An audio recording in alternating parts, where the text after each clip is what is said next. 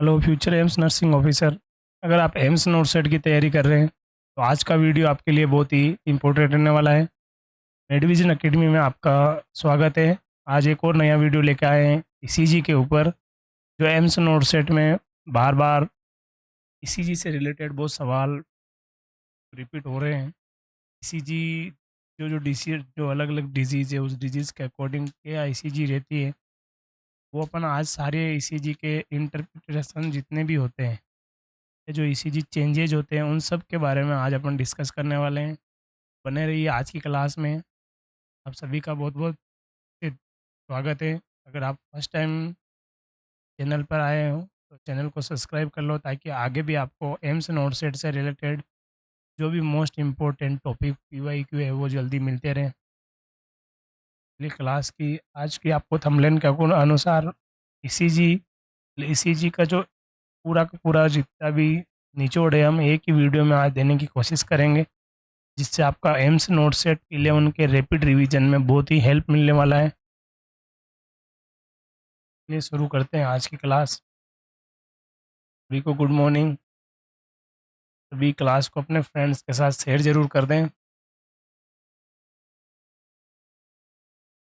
चलिए, आज की जो अपनी क्लास है वो रैपिड रिवीजन की 8 क्लास, 8 8वीं क्लास है। उससे पहले 7 क्लास हमने इसी चैनल पे वीडियो पे अपलोड कर दी गई है। अगर आप और इम्पोर्टेंट जो वीडियो देखना चाह रहे हो तो पहले जाके हमारे चैनल में और ये वीडियो देख सकते हो। साथ साथ में रैपिड रिवीजन मेडविजन एकेडमी की तरफ से हमने जो स्टार्ट करा था, उसका मेन मोटिव हमारा यही है कि 100 प्लस ऐसे टॉपिक जो एम्स में जो एम्स में जितने भी सेंट्रल गवर्नमेंट स्टेट गवर्नमेंट के जो नर्सिंग ऑफिसर का एग्ज़ाम होता है, उसमें बार बार जो रिपीट होते हैं, जो प्रीवियस ईयर की क्वेश्चन है, वो हमने सेलेक्ट करके विथ थ्योरी एक ही वीडियो में एक टॉपिक की थ्योरी प्लस पीवाईक्यू के साथ में डालने का प्लान हमारा है। तो बने रहिए हमारे साथ। AIIMS NORCET future nursing officer लिए शुरुआत करते हैं सबसे पहले कि ईसीजी में कौन कौन से सवाल सबसे ज़्यादा रिपीट होते हैं। मोस्ट कॉमन जो पीवाईक्यू है, प्लस जो हमने जो एमसीक्यू तैयार करे वो इसके पार्ट फर्स्ट में ईसीजी से के रिलेटेड, जो पार्ट सेकंड में हम एमसीक्यू की ये क्लास और लेके आ जाएंगे। यहाँ पे अपन पूरी ईसीजी की थ्योरी इस क्लास में डिस्कस करवा देंगे, जहाँ जहाँ से एमसीक्यू बनते हैं। तो फर्स्ट जो मोस्ट कॉमन क्वेश्चन आता है कि जो ईसीजी का जो पेपर रोल होता है ना, पेपर से रिलेटेड क्या क्या क्वेश्चन आते हैं। जैसे जो अपन ईसीजी चेक करते हैं तो ईसीजी में वो जो पेपर आता है उसमें क्या क्या, देखो सबसे पहला जो यहाँ से क्वेश्चन बनता है, जो पेपर की स्पीड होती है नॉर्मल, वो कितनी पर सेकंड होती है। फर्स्ट क्वेश्चन यहाँ से नोट कर सकते हो या इसका आप स्क्रीनशॉट ले सकते हो। पहला क्वेश्चन क्या है, जो पेपर की स्पीड है वो कितनी होनी चाहिए, 25 पर सेकंड। ये सवाल बहुत बार रिपीट हुआ है। बहुत बार ये क्वेश्चन पूछा गया है एग्जाम में कि जो ईसीजी के पेपर है, उस पेपर की स्पीड कितनी होती है, तो 25 पर सेकंड कितनी होगी, 25 पर सेकंड होगी। क्लियर, यहाँ तक सब सभी को क्लियर आ गया। कितनी होनी चाहिए, 25 पर सेकंड। नेक्स्ट अपने इसमें जो पूछा जाता है वो पूछा जाता है ईसीजी में जो मोस्ट इंपॉर्टेंट सवाल पूछे जाएंगे। आज अपन लगभग यहाँ पे 100-150 क्वेश्चन ऐसे होंगे ईसीजी के जो बार बार रिपीट होते हैं। इससे बार आपको कोई भी पढ़ने की ज़रूरत पड़ेगी नहीं। 100% इसी में आने के चांसेस रहेंगे एम्स नोट सेट में, या कोई भी नर्सिंग ऑफिसर का एग्जाम तैयार करो। पहला क्वेश्चन क्या हो गया, पेपर स्पीड। दूसरा आता है कि एक स्मॉल बॉक्स, लार्ज बॉक्स और 1 सेकेंड, मतलब 1 सेकेंड जो 25 जो निकला है उसमें कितने बॉक्स होना है। देखो स्मॉल बॉक्स होता है सबसे जो छोटा होता है अंदर ईसीजी के पेपर में, एक छोटा सा, उसको अपन बोलेंगे स्मॉल बॉक्स। स्मॉल बॉक्स में तो ईसीजी की लेंथ होती है कितने सेकंड होती है, 0.04 सेकेंड। ठीक है। अब होता है एक लार्ज बॉक्स। दो तरह के बॉक्स होते हैं ईसीजी में, एक होता है स्मॉल, दूसरा होता है लार्ज। स्मॉल बॉक्स कितना होता है, 0.04 सेकेंड, और लार्ज बॉक्स कितना होगा, 0.20 सेकेंड। अब इससे अपन निकाल सकते हैं कि लार्ज बो एक लार्ज बॉक्स होता है वो कितना होता है, इक्वल टू 5 स्मॉल बॉक्स। यहाँ से 1 सेकेंड और आपका एक क्वेश्चन और बन गया, देखो ये वाला। इसको अपन 0.4 को 5 से मल्टीप्लाई करेंगे तो कितना आता है, 0.20 सेकेंड। ठीक है। ये लार्ज, अगर अपन इसको 1 सेकंड में कन्वर्ट करें, कितने सेकंड में?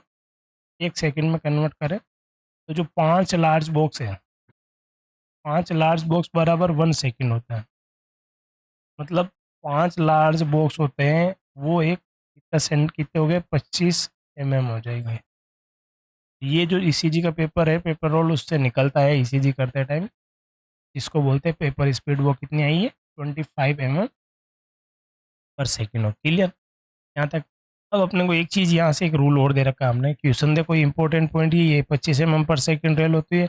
और जो लार्ज बॉक्स होता है, हार्ट रेट को काउंट करने, जैसे मान लो जैसे ईसीजी अपन को डॉक्टर काउंट कर रहा है, ईसीजी काउंट करने का तरीका यही है कि दो जो ईसीजी के बीच की जो लेंथ होती है उसको आर आर इंटरवल बोलेंगे।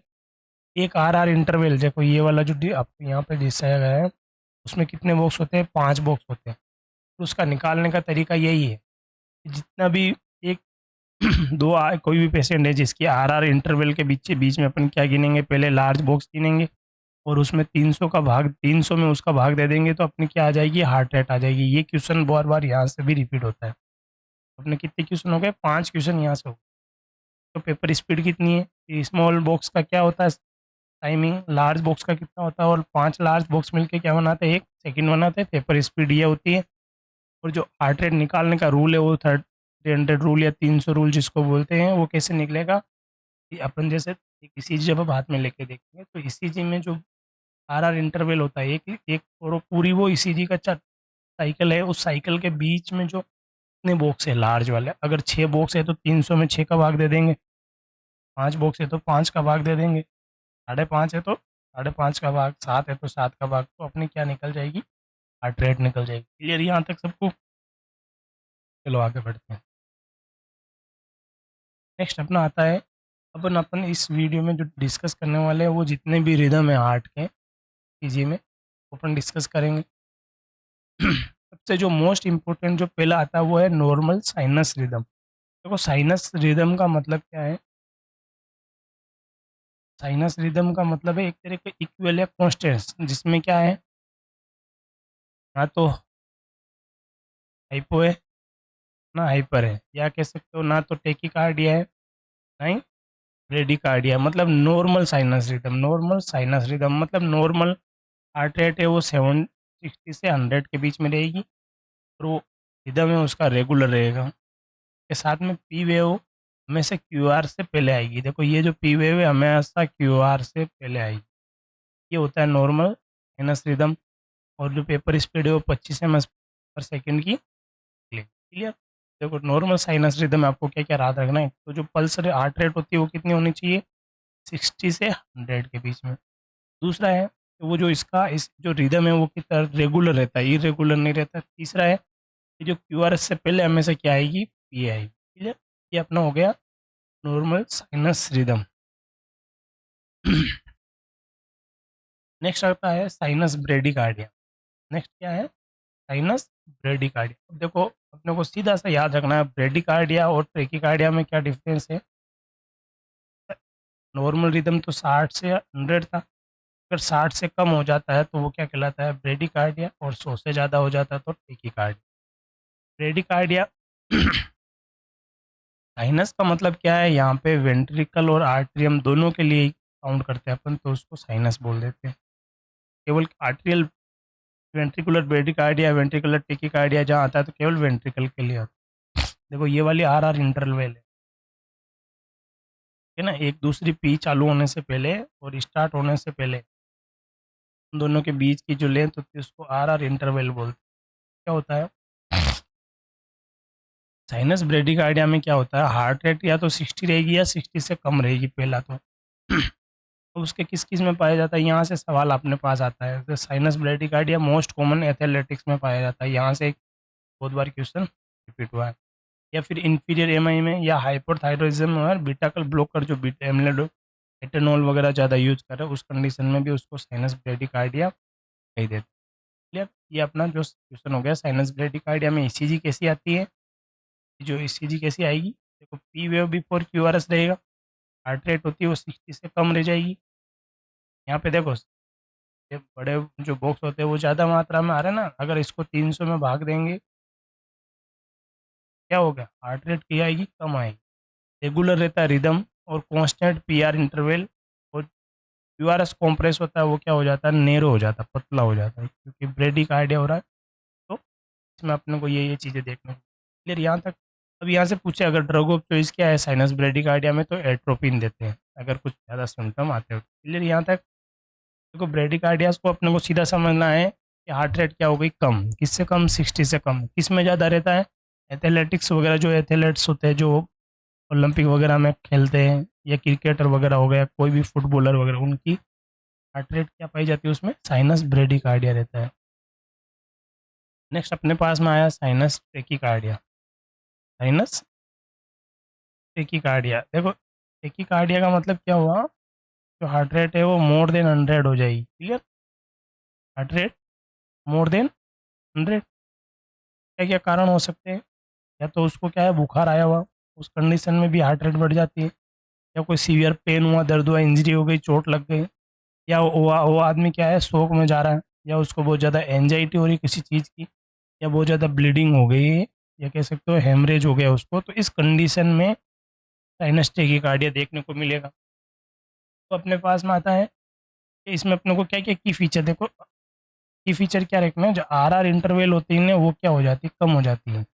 अगर देख लो इसको अपन इससे कंपैरिजन करें तो इसमें आर इंटरवल इंटरवल कितनी है, 1.2 सेकेंड, और इसमें ओनली कम है। क्लियर।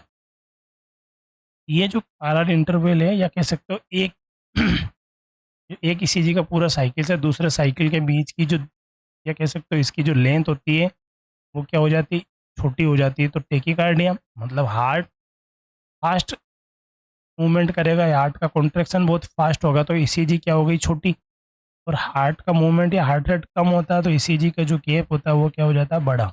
यहाँ पे देखना है एक बार इजीली, इसमें जो ये जो दो दो आर इंटरवल या दो एक ईसीजी के बीच का जो गैप है वो क्या है, गैप ज़्यादा है, और इसमें है कम। यहाँ से अपने को टेकिकार्डिया का मतलब हार्ट रेट फास्ट मूवमेंट कर रही है, तो ईसीजी क्या होगी, फास्ट चलेगी। और आप कह सकते हो हार्ट रेट कम है ब्रेडिकार्डिया, तो ईसीजी में जो आर इंटरवल है उसको ज़्यादा हो जाएगी। क्लियर। नेक्स्ट नंबर पे है आर्टियल फिब्रिलेशन। नेक्स्ट जो मोस्ट कॉमन यहाँ से सवाल आता है ईसीजी में, atrial atrial fibrillation AF. Atrial fibrillation जब भी आ जाए, देखो साइनस अगर नाम आता है ना, जहाँ पे भी साइनस नाम आता है वहाँ पे रिदम क्या रहता है, रेगुलर रहता है, बस केवल हार्ट रेट ऊपर नीचे हो जाती है। पर फिब्रिलेशन जहाँ आ जाता है वहाँ पे रिदम क्या हो जाता है, इरेगुलर हो जाता है। यहाँ से एक एमसीक्यू बन गया। और अब क्या होता है एट्रियल फिब्रिलेशन में, क्या होता है, एट्रियल डी, नाम सुना ना आपने, एट्रियल डीपोलराइजेशन। पी वेव किससे बनती है, पी वेव बनती है एट्रियल डीपोलराइजेशन। अब क्या होगा, जब एट्रियल फिब्रिलेशन हो जाएगा तो क्या होगा, पी वेव बनेगी नहीं। क्या होगा, पी वेव आपको दिखेगी नहीं। पी वेव जहाँ पे नहीं दिख रही हो उसको अपन क्या बोलेंगे, एट्रियल फिब्रिलेशन। क्लियर। अब इसमें इसमें पास सबसे ज़्यादा चांसेस रहेंगे स्ट्रोक वाले पेशेंट में रहेंगे। ट्रीटमेंट क्या देंगे उसको, एंटीकोगुलेंट देंगे और उसके हार्ट रेट को कंट्रोल करवाएंगे। अब देखो इसके की फीचर क्या है, सबसे इम्पोर्टेंट याद रखना है, इरेगुलर रिदम होते हैं, प्लस जो पी वेव होती है वो नो पी वेव। क्लियर। ये अपने को याद रखना है। एट्रियल फिब्रिलेशन में जो का जो ईसीजी का जो पैटर्न का होता है वो इरेगुलर होता है, साथ साथ में क्या होता है, क्यूआरएस कॉम्प्लेक्स तो दिख रहा है पर पी वेव नहीं दिख रही, नो डिस्टिंक्ट पी वेव। उसके बाद में जो क्यूआरएस कॉम्प्लेक्स है वो बिल्कुल नेरो हो गया, क्यूआरएस कॉम्प्लेक्स बिल्कुल नेरो है। और वेंट्रिकुलर रेट है वो 60 से 60 रहेगी, कैन बी फिब्रिलेटरी बेसलाइन इरेगुलर। अब देखो क्या होता है, जैसे हार्ट के दो चैम्बर होते हैं ना, पर एट्रियम है, नीचे वेंट्रिकल है। एट्रियल फिब्रिलेशन मतलब यहाँ पे ज़्यादा इफेक्ट आएगा, तो ये चीज़ क्या करती है, पी वेव बनाती है, तो ये यहाँ दिक्कत आएगा, तो पी वेव बना ही नहीं। साथ साथ में वेंट्रिकुलर जो रेट रहती है वो क्या रहती है, नॉर्मल रहती है, 60 से 100 रहती है। क्लियर। ये हो गया अपना एट्रियल फिब्रिलेशन। नेक्स्ट आता है सुप्रा वेंट्रिकुलर टेकिकार्डिया। सुप्रावेंट्रिकुलर टेकीकार्डिया में आपको याद रखना है कि जो पल्स रेट होती है, हार्ट रेट होती है, वो कितनी होती है, 150 से 250 के बीच में चल जाती है। यहाँ से एक इम्पोर्टेंट क्वेश्चन बनता है। ये अब क्या होता है, जो नेरो कॉम्प्लेक्स रहता है, देखो टेकीकार्डिया जहाँ पे भी आ जाता है ना, हमेशा ध्यान रखो, देखो अगर ईसीजी या एक ईसीजी होके उसमें बीच के भाई बाद में जो लेंथ अगर ज़्यादा हो रही है तो वो बेडिकार्डिया, और बिल्कुल कम हो जाती है तो टेकीकार्डिया। आर आर इंटरवल इसमें कितना हो रहा है, 0.20 से 0.40, मतलब बहुत ही कम हो गया। एक ईसीजी से दूसरी ईसीजी के बीच में क्या हो रहा है, बहुत ही कम गैप है, मतलब बहुत ज़्यादा फास्ट हार्ट।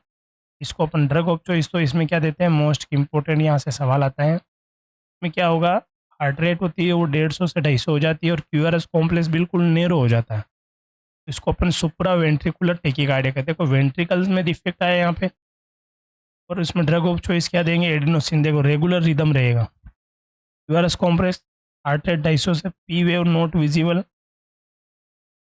हिडन रहेगी, और short R R interval, sudden onset and termination, usually originated above the ventricle, SA node और एवी नोड के वहाँ पे। क्लियर। ऊपर की तरफ जो है वहाँ से देखो, यहाँ पे क्या है, ईसीजी बनी जिसमें जो क्यूआरएस कॉम्प्लेक्स बिल्कुल क्या है, नेरो है, बहुत ही फास्ट जो ईसीजी घूम नेरो है। आर आर इंटरवल क्या हो गया, बहुत ही कम। जो सुप्रावेंट्रिकुलर टेकीकार्डिया है उसमें अपने को याद क्या क्या रखना है, तो रेगुलर रहता है, नेरो कॉम्प्लेक्स टेकीकार्डिया रहेगा, वो 150 से लेके 250 तक। और पी वेव क्या रहेगी, नॉर्मली विजिबल नहीं रहेगी, पी वेव नॉट विजिबल रहेगी, तो अपन बोलेंगे उसको सुप्रावेंट्रिकुलर टेकीकार्डिया। नेक्स्ट आता है वेंट्रिकुलर टेकीकार्डिया। वेंट्रिकुलर टेकीकार्डिया में क्या रहता है, देखो वाइड क्यूआरएस, क्यूआरएस कॉम्प्लेक्स और फास्ट, मतलब केवल क्यूआरएस कॉम्प्लेक्स ही दिख रहा है और कोई भी वेव दिख ही नहीं रही है, तो उसको अपन बोलेंगे वाइड क्यूआरएस और फास्ट एकदम। ट्रीटमेंट क्या है, अगर पल्स प्रेजेंट है उसमें तो उसको इम्यूड्रेन देंगे, और पल्स नहीं है तो उसको डिफिब्रिलेट करेंगे सीपीआर के साथ में, ईफेब देंगे। क्लियर। ये चीज़ का वेंट्रिकुलर टेकीकार्डिया है। देखो इसमें क्या रहता है, हार्ट रेट होती है ना वो 100 से कम ही रहेगी। ठीक है। देखो इसमें जो क्यूआरएस कॉम्प्लेक्स है वो क्या बहुत ज़्यादा वाइड हो जाता है, नो पीवाओ पी वेव। और वेंट्रिकुलर जो रेट होती है वो वेंट्रिकुलर की रेट ये पूछिए यहाँ पे, देखो regular wide complex tachycardia, heart की रेट 100 से ज़्यादा होगी, यूजुअली 120 से 250। जो ज़्यादा होती है वो नॉर्मल कितनी होती है, 200 से 250 होती है सुपरा वेंट्रिकुलर टेकीकार्डिया, और इसमें 100 से ज़्यादा रहेगी, मतलब 120 से ऊपर ऊपर या 250 तक पहुँच जाती है, तो वो वेंट्रिकुलर टेकीकार्डिया होगा। अब क्या है, क्यूआरएस जो ड्यूरेशन होती है वो वाइड हो जाती है, उसके बाद में नो पी वेव दिखेगी, और monomorphic same shape of QRS. यहाँ पे ध्यान रखना, एक क्वेश्चन पूछा जाता है बहुत बार कि जो मोनोमॉर्फिक ईसीजी का पैटर्न है या क्यूआरएस का जो पैटर्न है किस में दिखाई देता है, तो वेंट्रिकुलर टेकीकार्डिया में, वीटी में। मोनोमॉर्फिक का मतलब होता है कि मॉर्फोलॉजी जो होती है ईसीजी की वो सेम होती है क्यूआरएस की, मॉर्फोलॉजी होती है वो क्या है, सेम होती है। क्लियर। नेक्स्ट अपना जो पढ़ेंगे वो है वेंट्रिकुलर फिब्रिलेशन। वेंट्रिकुलर फिब्रिलेशन, देखो वेंट्रिकुलर फिब्रिलेशन का क्या है, एक तो नो आइडेंटिफाइबल पी वेव, मतलब यहाँ पे आपको कहीं पे भी पी वेव नहीं दिखेगी, नो क्यूआरएस कॉम्प्लेक्स, ना ही कोई क्यूआरएस कॉम्प्लेक्स दिखेगा। तो वेंट्रिकुलर टेकीकार्डिया में केवल क्यूआरएस कॉम्प्लेक्स दिखा था, इसमें कोई क्यूआरएस कॉम्प्लेक्स नहीं दिखेगा, ना ही कोई टी वेव दिखेगी, कंप्लीटली शॉर्टिक बेस लाइन, मतलब ये बस ऐसे जो यूँ ऐसे ऐसे बस केवल यही लाइन दिखेगी, irregular amplitude, no measurable rate, कोई भी अपन उसको रेट को क्या नहीं कर पाते हैं, मेजरेबल इजीली नहीं करते थे, no cardiac output, no pulse, cardiac arrest rhythm हो जाता है। देखो एओर्टिक ईसीजी जिसको अपन बोलते हैं वो वेंट्रिकुलर फिब्रिलेशन होता है वीएफ में, उसमें क्या रहता है, कोई भी पल्स आती नहीं है, और उसका ट्रीटमेंट क्या करते हैं, डिफिब्रिलेशन, या आप कह सकते हो सीपीआर, या अगर या एफिनेफ्रिन या एड्रेनलिन इंजेक्शन उसको देते हैं। अब उसको याद करने का तरीका क्या है, वेंट्रिकुलर इमीडिएट सीपीआर देना है और डिफिब्रिलेट करना है, सो केवल रिदम रेट होती है वो क्या करने के अनमेजरेबल होती है। क्लियर? नो क्यूआरएस कॉम्प्लेक्स, कहीं पे भी क्यूआरएस कॉम्प्लेक्स नहीं दिखे आपको तो डायरेक्ट देखना वेंट्रिकुलर फिब्रिलेशन ही होगा वो। अब आता है एक बार ए सिस्टोल। मान लो आपको ये जो चीज़ें आपको ईसीजी में बता रहा हूँ ना, ये ईसीजी डायरेक्ट एम्स में क्या करता है, डायग्राम दे देगा। उस डायग्राम से आपको नीचे पूछा जाएगा इसमें कौन सी ईसीजी का इंटरप्रिटेशन है या नाम उसको पूछा जाएगा। जैसे मान लो ये ईसीजी दे दी और आपको ऑप्शन में 4 दे देंगे, वेंट्रिकुलर फिब्रिलेशन, टेकिकार्डिया, एसिस्टोल क्या है। तो आपको इस ईसीजी को देख के ही, ये ईसीजी को आपको क्या करना है, 10 से 15 जो ईसीजी होती है उन सबकी इमेज को अपने एक ही पेज में करके उसके इमेज को अपने टेबल पे लगाओ, ताकि उसको रोज़ अपन रीड आउट करें, रोड देखेंगे तो आप इजीली आपको याद हो जाएगी। जैसे नॉर्मली अपन इस इन सारे ईसीजी पैटर्न को याद नहीं कर सकते, कब कर सकते, जब सारे के सारे ईसीजी के पैटर्न को एक ही लाइन में अपन बना के लिख लें अपने पेपर से, फिर उसके आगे उनका नाम लिख के उसमें क्या इंपॉर्टेंट चीज़ है वो लिख के एक नोट्स बना के रखो, जिससे अपने को बता रहे कि भी ईसीजी में ये और ईसीजी से 1-2 क्वेश्चन तो 100% एम्स नोट सेट में आना ही आना है। तो अपन चाहते हैं कि वो आपके नंबर कभी कटे नहीं। एसिस्टोल जहाँ हो जाता है उसका मतलब है फ्लैट लाइन, ठीक है। अगर आदमी को एकदम से एसिस्टोल में आ जाए, एकदम से ईसीजी फ्लैट लाइन दिखने, तो सबसे पहले अपन को क्या करना है, सीपीआर देना है और एपिनेफ्रिन देनी है। क्या नहीं करना है, यहाँ से एमसीक्यू आता है कि नेवर डिफिब्रिलेट। मोस्ट कॉमन जो सवाल यहाँ से पूछा जाता है वो है एसिस्टोल के पेशेंट में क्या नहीं करना, अपने को डिफिब्रिलेट नहीं करना। क्लियर? तो ना तो इसमें पी वेव है ना क्यू है, कोई भी कुछ भी नहीं, एक बार सीधी लाइन आ गई, ठीक है। आइसो इलेक्ट्रिक लाइन होती है फ्लैट लाइन, जिसको अब इस फ्लैट लाइन को क्या बोलते हैं, आइसो इलेक्ट्रिक लाइन भी बोलते हैं। नो इलेक्ट्रिक एक्टिविटी दिखती देती है, ना ही कोई मेजरेबल रेट होती है, 0 बीट पर मिनट। अब हमेशा ध्यान रखना है कि इसका जो मैनेजमेंट है वो क्या करेंगे, इमीडिएट सीपीआर देंगे और एपिनेफ्रिन दवाई दे सकते हैं, और अंडरलाइन कोज है जितने भी उनको अपन क्योर करेंगे। इसमें क्या नहीं करना पड़ता है, डिफिब्रिलेट नहीं करना है। नेक्स्ट है मायोकार्डियल इन्फाक्शन की। मोस्ट कॉमन आप मान के चलो, यहाँ से सवाल हमेशा पूछा जाता है एमआई में कौन सी ऐसी रहती है। अगर एसटी सेगमेंट एलिवेट रहता है तो एसटी, एसटी सेगमेंट होगा। ई का मतलब होता है एलिवेट, क्या होता है, एलिवेटेड। अगर एस टी ई एम आई है मतलब एस टी सेगमेंट क्या है, एलिवेटेड रहेगा। और हाइपर एक्यूट क्या रहेगी, उसमें टी वेव रहेगी और पैथोलॉजिकल क्यू वेव रहेगी, ठीक है। नेक्स्ट अगर अब पूछा जाता है नॉन होता है तो मतलब एस टी सेगमेंट एलिवेशन नहीं होकर एस टी सेगमेंट क्या हो रहा है, डिप्रेशन हो रहा है। और यहाँ देखो, यहाँ पे जो एस टी सेगमेंट है वो क्या है, एलिवेटेड है। एस टी सेगमेंट क्या है, एलिवेटेड। और यहाँ पे जो एस टी सेगमेंट है वो क्या है, इन्वर्ट कह सकते हो, डिप्रेशन में है। और जो टी वेव है वो इन्वर्जन, टी वेव कहाँ जा रही है, इन्वर्टेड है। ये अपने को इसीलिए याद रखनी है। अगर एस टी सेगमेंट है वो ऊपर की ओर बड़ा हो रहा है तो एलिवेटेड, और नीचे की तरफ डाउन है तो एस टी सेगमेंट डिप्रेशन होगा। Non S T E M I, या कह सकते हो कि उसमें एस टी सेगमेंट एलिवेटेड नहीं होकर डिप्रेशन होगा। अब देखो इसको याद, यहाँ कैसे सवाल अपने को कहाँ से पूछ सकते हैं, जो एस टी एम आई में जो एस टी सेगमेंट होता है वो क्या होता है, एलिवेटेड होता है। एट जे पॉइंट, जो अपना जे पॉइंट होता है वहाँ से कितना कितना है, टू कंटिन्यूस लीड, मतलब दो कंटिन्यू दो लीड में ऊपर बढ़ा रहेगा। क्लियर? यहाँ अपने को एक फीचर याद रखना है कि जो एस टी सेगमेंट जो एलिवेटेड होता है वो जे पॉइंट से एलिवेटेड होगा, ठीक है। यहाँ देखो ये वाला जो जे पॉइंट है यहाँ से एलिवेटेड होगा, साथ साथ में वो कंटिन्यू दो तो लीड होती है वो ऊपर रहेगी, तो अपन उसको अपन क्या कहेंगे, S T segment elevated M I. Usually convex shape में रहता है, एक्सपीरियंस कॉन्वेक्स सेव। देखो कॉन्वेक्स में वी बन रहा है कि यहाँ पे देखो ये convex shape. Clear? May have reciprocal S T depression, Q wave में भी डेवलप लेटर, क्यू वेव बाद में डेवलप हो सकती है, टी वेव चेंज में follow.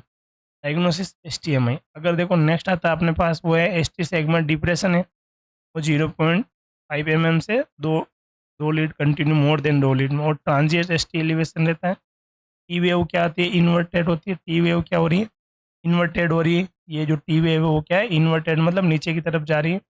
No persistent S T elevation इसमें नहीं दिखता है। Q wave usually absent. Q wave क्या होती है, एब्सेंट, तो उसको अपन बोलेंगे non S T elevation M आई।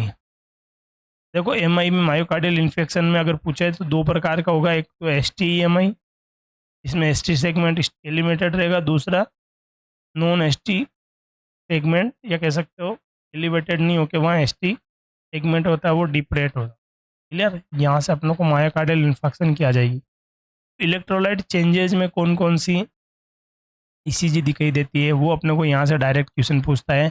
एक पेशेंट है जिसको हाइपरकेलीमिया है, तो उसकी जो इस ईसीजी में क्या क्या चेंज रहेंगे, एक तो टाल P wave, wide QRS complex और फ्लैट पी वेव। ठीक है, तो टाल या पी वेव अर्ली, ठीक है, टी वेव क्या हो जाती है, वो ज़्यादा फास्ट, जैसे ये जो टी वेव है वो क्या है, टॉल है। टाल टी वेव का मतलब होता है टी वेव ऊपर की तरफ बढ़ जाएगी, टाल हो जाएगी, या कह सकते हो लंबी हो जाएगी, ऐसे टी वेव। ठीक है, नॉर्मल जैसे टी वेव में ये ऐसा है।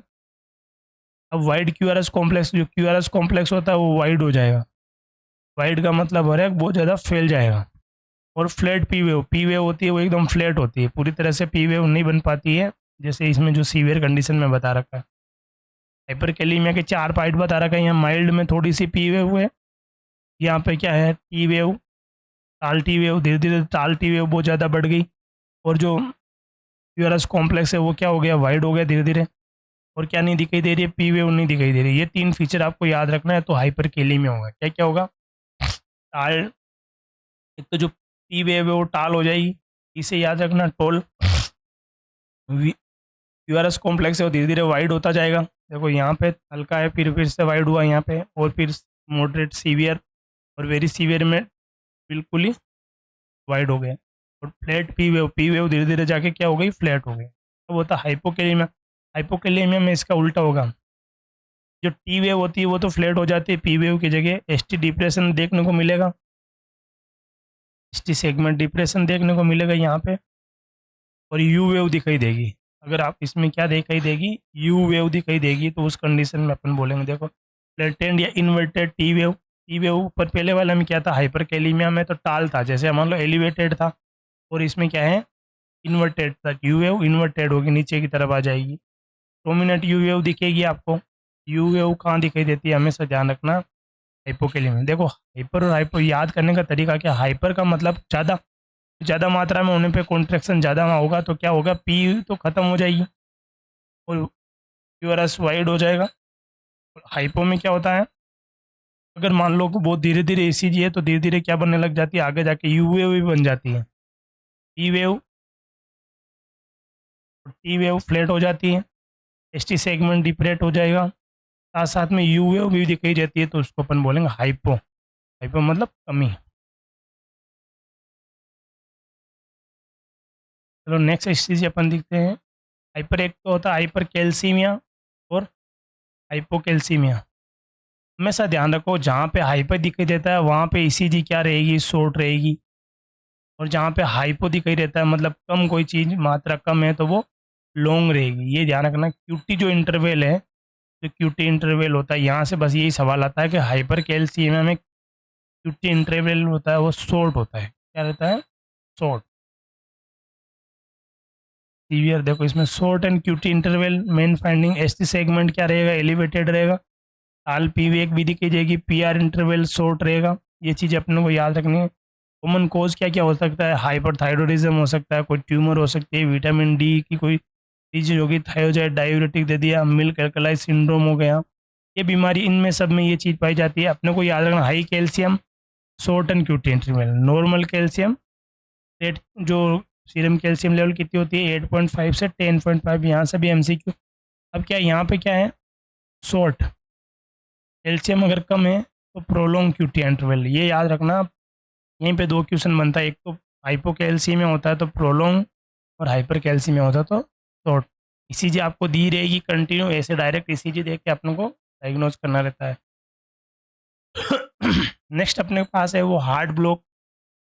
हार्ट ब्लॉक के अपने यहीं पे पूरा डिस्कस कर दिया, फर्स्ट डिग्री, सेकेंड डिग्री और थर्ड डिग्री। फर्स्ट डिग्री में क्या होता है, एवरी पी वेव कंडक्ट होती है, और पी आर इंटरवल भी नॉर्मल रहेगा, क्यूआरएस कॉम्प्लेक्स नॉर्मल में केवल क्या रखना है, प्रोलॉन्ग पी आर इंटरवल रहेगा। फर्स्ट डिग्री हार्ट ब्लॉक में प्रोलॉन्ग पी आर इंटरवल होता है।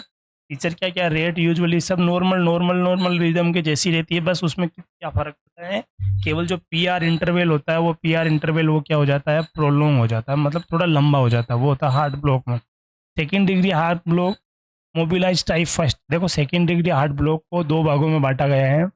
जो सेकंड डिग्री हार्ट ब्लॉक है उसको किससे भागूंगा? पहला तो मोबिलाइज टाइप फर्स्ट, दूसरा है मोबिलाइज टाइप सेकंड। दोनों के फीचर क्या क्या रहते हैं देखो, ये जो ईसीजी दिख रही है पीआर इंटरवल है वो धीरे धीरे बढ़ती जा रही है, इंक्रीज होती जा रही है, यहाँ जाके इतनी बहुत ज़्यादा बढ़ गई। मतलब जो फर्स्ट डिग्री में क्या था, प्रोलॉन्ग पीआर था, वो प्रोग्रेसिव हो गया, बहुत ज़्यादा और बढ़ता गया।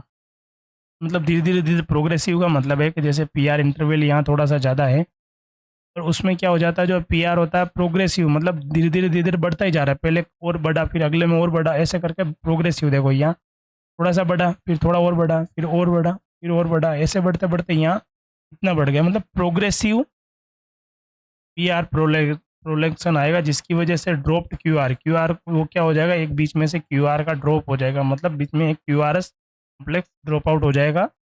यही अपने को बोलेंगे अब उसको सेकेंड डिग्री हार्ट ब्लॉक और मोबिस्ट टाइप फर्स्ट, जिसको बेंच भी बोला जाता है। मोबिस टाइप फर्स्ट में क्या रखना, पीआर इंटरवल जो बढ़ रहा था वो धीरे धीरे प्रोग्रेसिव हो गया, पहला तो ये इंक्रीज होता है।